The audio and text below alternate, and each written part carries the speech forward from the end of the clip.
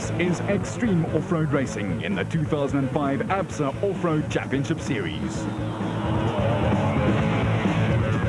The 2005 off-road campaign is coming to an end, and before we talk about the last race of the season, the Ford Carnival City 400 on the East Rand, let's revisit the 7th race in the series, the Toyota Dealer 1000, which hastily became that distance instead of the planned 400 when the FIA Motorsports controlling body came to observe whether South Africa was a suitable venue for a spot on the world calendar or not.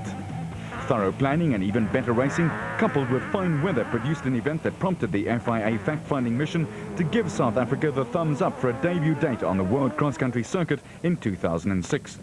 This man, Hannes Grobler, three-time champ, has had a fine season, but in Leidenburg his luck ran out. He and navigator Francois Jordan had a multitude of problems and never threatened. Meanwhile, his proudly South African Nissan hardbody teammate motorcycle legend Alfie Cox and his co-driver Ralph Pitchford went about their business smoothly and efficiently and took the lead after the first stage. They were hoping to wipe out the 16-point advantage that Grobler held over them at the top of the championship log. The third of the Nissans, the all-new SP class car with 2001 champ Duncan Vos and Henny Terstegen in the front seats, went well in the prologue over 9 Ks, but also had drama and finished out of contention. Mark Corbett and Jean Moore in their Century Property Developments bat impressed all and sundry with a flying prologue, but they would also run into trouble. In fact, the rate of attrition in Mpumalanga was exceptionally high. Only 35% of the entries got to the finish line in one piece. Gary Bertelt and Siegfried Rousseau in their iVerst Advanced Soft Bat was one of the vehicles that outlasted the rest, and in the prologue they were just 19 seconds ahead of the pace of the hard bodies. John Weir-Smith and his nav Louis van Sail put their Kopanong Hotel super team Jimco through its paces with considerable success early on.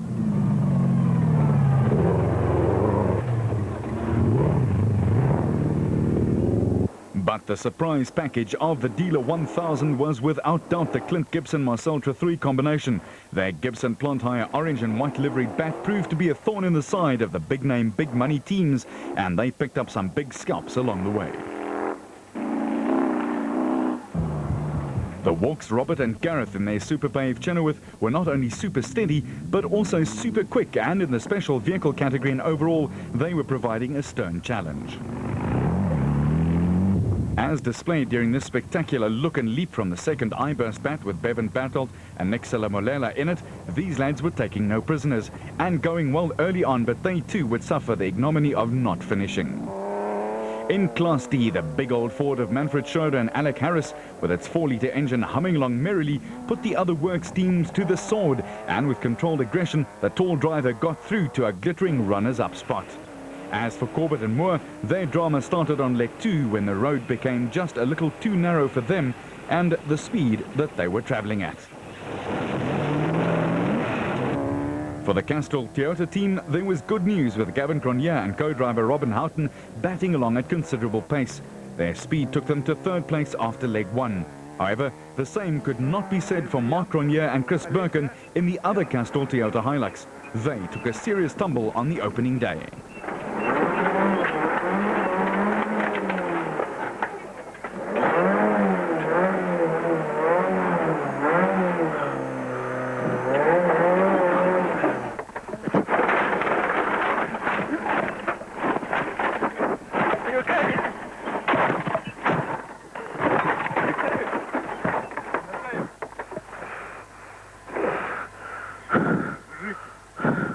Cronje was treated for concussion. In yet another Toyota, Chris Visser and Jaapie Badenhorst battled on through adversity to clinch 3rd in the production class vehicles.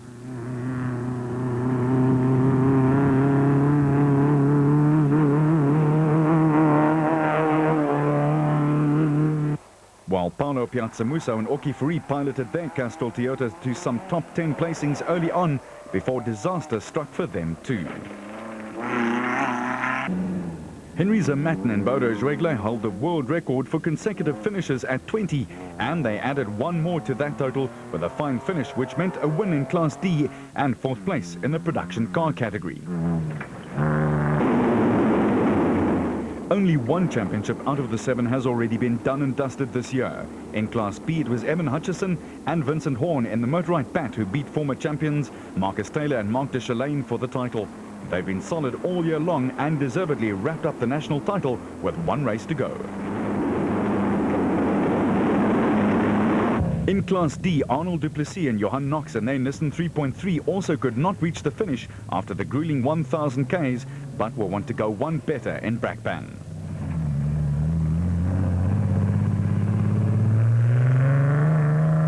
The Nashua Mobile Racing bat with a 5.7 Corvette engine in it and Terence Marsh and Michael Whitehouse guiding it in the right direction had a superb run in Leidenburg and clinched the 9th place overall. That gave them a legitimate shot at the championship come Carnival City, but they'll be watching the father and son team, the Harpers, closely. And all eyes will be on Alfie Cox and Rob Pitchford when they fire up their Nissan hardbody in Brakpan. They had a dominant 19-minute win over Gibson and Trethroy in Leidenburg, but more importantly, it gave them a 4-point advantage over Grobler and Jordan. The burly Nissan man Grobler is calling it quits at the end of 05, so he will want to go out on a high note, that's for sure. As for the rest, the heat is definitely on in the other classes. In the production battle, those 4 points at the top making it a 2-horse race, but with only one Ford in it. The sponsors of the Ford Carnival City 400 will be hoping that Schroeder and Harris hold on to third. In the special vehicles, Marsh and Whitehouse will have to keep Nick and Ryan Harper at bay, and there's only 12 points in that one, while Hutchison and Ormerod can cruise to the line as they've already done the business in Class B. While the lads and lasses will be racing their hearts out, the Toyota Motorsport team are hard at work in their workshop, putting together their exciting all-new SB class car, which will race in 06 in a newly created class. The category will fit in between Class T for unlimited 2- and 4-wheel drive vehicles and Class D for 6-cylinder cars with limited modifications. The big names in the sport in South Africa, Nissan, Ford and Toyota, have come to an agreement and none of them will race in Class T next year. The super production class is an effort to level out racing, and common components such as gearboxes, brakes, suspensions and differentials will be employed to create exactly that. Nissan have raced their SB in Leidenburg and Limpopo. Ford will start theirs off in the new year, and Toyota will debut the SB at the Ford Carnival City 400. So the days of one mate dominating the cross-country scene in South Africa is finished, and in 06 a new era of equal competition will be experienced by drivers, navigators and the public, making it even more spectacular and spectator-friendly. The SB class will feature similar wheelbases as the existing Class T cars and will look, handle, sound and perform very much like the current vehicles. That means that the all-out speeds that off-road aficionados have got used to will still very much be in evidence.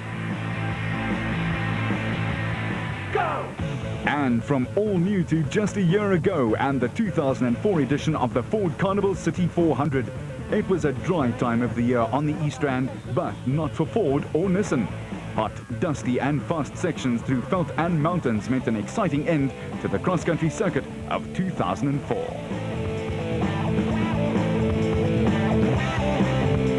All the major manufacturers were there to contest the final event, which consisted of a short and muddy prologue on the Friday and then 3 identical loops of 140 testing Ks each.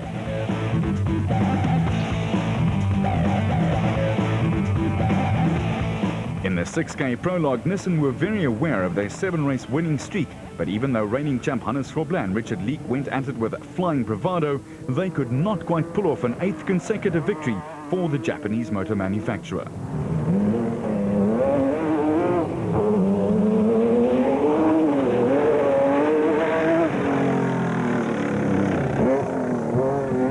Still, the Nissan was sounding phenomenal.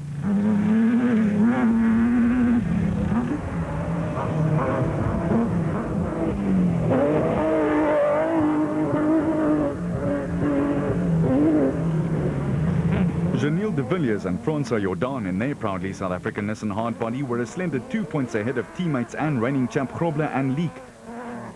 John Weir-Smith and co-driver Jeff Minnett were fighting it out for second in the 04 overall Special Vehicles Drivers and Co-Drivers Championship.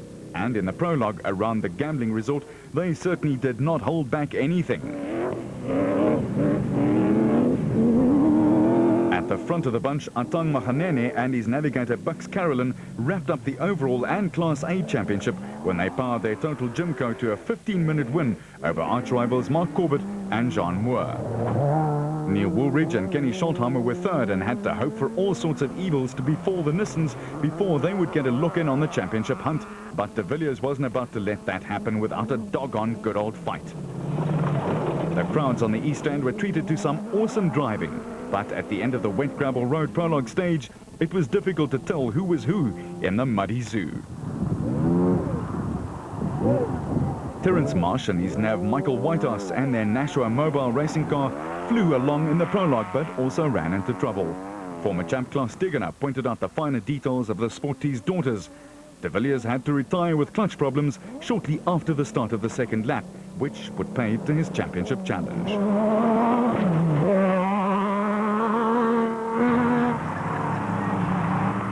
Corbett and Moore piled on the pressure mid-race and sped away to leave the rest of the field in the special vehicle category in their wake by more than half an hour.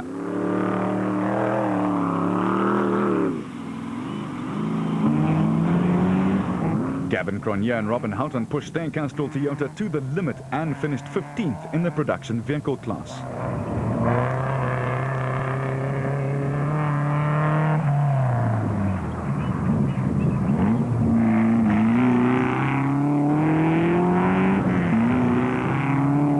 Brother Mark Cronje and co Chris Birkin were trying to hold off Alfie Cox and Ralph Pitchford, and the Castrol Toyota Hilux 2.7 was fulfilling its job description. The Cronje-Birkin combination won Class D. While there was some seriously low flying, but when spectators heard the call of the four flying machines up above and they looked up, they found that the Nissan Harvard display in the old training planes brought back memories of the Donato Flying School days many moons ago, just a few k's up the road. At the finish, after 3 demanding laps, it was Mark Corbett and Jean Moore who brought it home to great applause and appreciation by the large crowd at Carnival City.